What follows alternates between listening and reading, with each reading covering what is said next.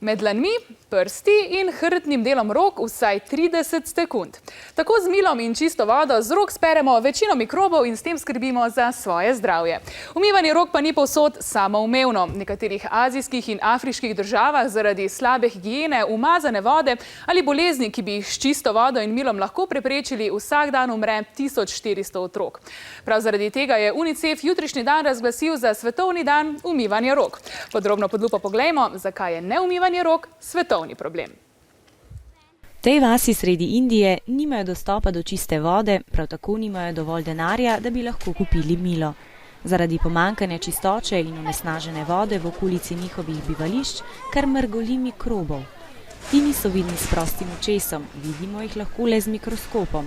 Ko se otroci igrajo na tako onesnaženem dvorišču, se mikrobi prenašajo z rok enega na roke drugega.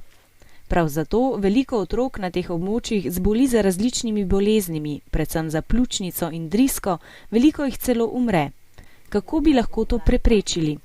Mikrobov, ki se kopičijo na rokah, bi se lahko znebili že z rednim umivanjem rok s čisto vodo in milom.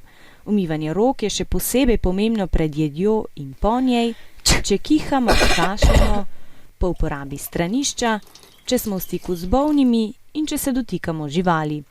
Veliko človekoljubnih organizacij si na območjih, kjer nimajo dostopa do čiste vode in mila, predvsem v Afriki in Aziji, prizadeva, da bi ljudem omogočili vsaj osnovno higieno.